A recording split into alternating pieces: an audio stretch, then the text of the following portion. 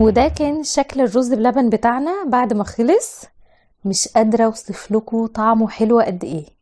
طعمه تحفة تحفة تحفة، احلى من اي رز بلبن جبتوه من بره. السلام عليكم، اهلا بيكم في مطبخ حاجة حلوة. لو اول مرة تشوفونا اشتركوا في القناة وفعلوا جرس التنبيه عشان يوصلكم كل فيديوهاتنا الجديدة. النهاردة هنعمل مع بعض الرز بلبن بس بطريقة المحلات. دايما لما بنجيب كده الرز بلبن من بره ونلاقي الوش بتاعه والطعم والقوام مختلف تماما عن اللي بنعمله في البيت. جربوه معايا بالطريقة بتاعتي ومش هتشتروا من المحلات تاني. يلا بينا بسرعة ندخل على المقادير. المقادير بتاعتنا بسيطة خالص. هيكون معانا لتر من الحليب، بس اهم حاجة يكون حليب سايب اللي هو بيجيب من عند اللبان.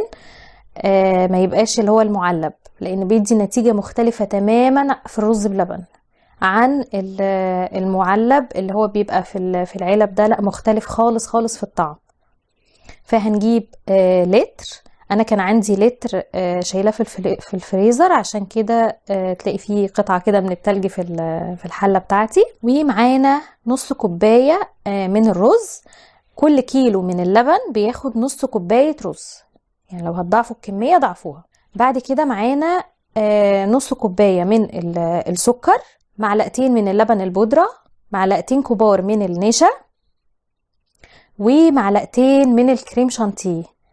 ومعانا بقى جوزة هند وزبيب لتزيين الوش، وباكت من الفانيليا. الإضافة بتاعة الكريم شانتيه دي هتفرق معاكم كتير جدا في النتيجة بتاعة قوام الرز بلبن. هنبدأ أول حاجة ان احنا هنحط نص كوباية الرز في اللبن. انا بسلق الرز جوه اللبن، يعني ما بسلقوش في المية زي ما البعض مننا بيعمل.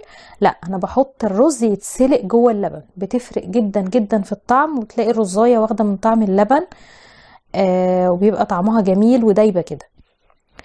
هناخد اللبن بالرز كده وهنحطه على النار لحد ما الرزاية تستوي وتتسلق خالص جوه اللبن. هروح احطها على النار وهرجع لكم بعد ما الرز يستوي. كده انا الرز معايا اتسلق خالص جوه اللبن. شايفين عامل ازاي؟ لو مسكتوا حبايه الرز بايديكم هتلاقوها دايبه خالص، استوت خالص خالص. هنسيب بقى الحله دي، مش هنيجي جنبها خالص لمده ساعه. يعني هنسيب اللبن جوه هنسيب الرز جوه اللبن لمده ساعه، مش هنقرب له خالص ولا هنحط له اي اضافات. الخطوه دي مهمه جدا جدا عشان يطلع معانا رز بلبن ناجح. هنسيبه ساعه وهرجع لكم بعدها. بصوا بقى شكل الرز بلبن بعد ما اتساب ساعه اختلف تماما عن لما طفينا عليه النار. بصوا عمل ازاي، الرز نزل النشا بتاعه، وكمان اللبن كون القشطه بتاعته تخلي طعمه غني جدا جدا جدا جدا. شايفين عامل ازاي؟ وتقل خالص. يعني لو مش عايزين تحطوا له اضافات هيبقى حلو برضو جدا. هنضيف بقى نص كوبايه السكر، وهنضيف المعلقتين بتوع النشا في طبق كده على جنب. هنحط معلقتين النشا دول، وهنضيف عليهم اللبن البودرة،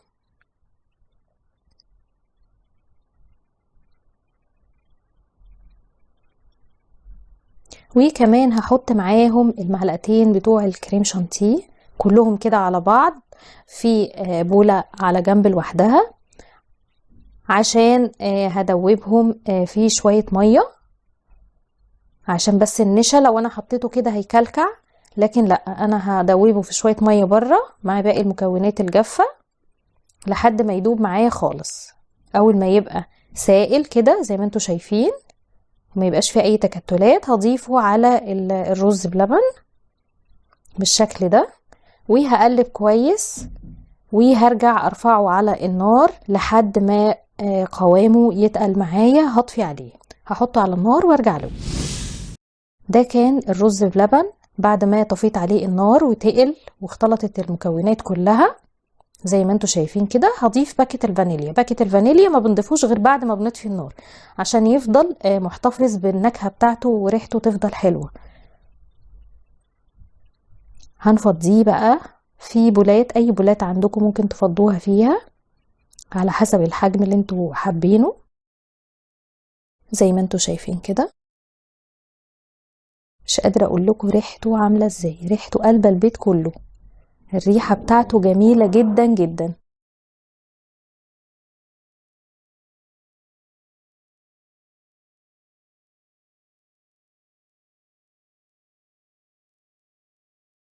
اهو زي ما انتوا شايفين كده. هبدأ بقى ازينه بجوز الهند والزبيب. هدي رشة جوزة هند كده وزبيب من على الوش. طبعا التزيين ده اختياري، يعني لو في حد ما بيحبش جوزة الهند ممكن ما تحطوش.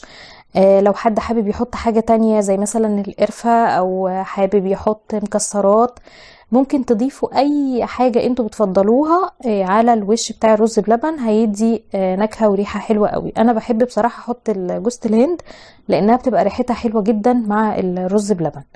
وكمان هنحط دلوقتي رشة من الزبيب على الوش كده.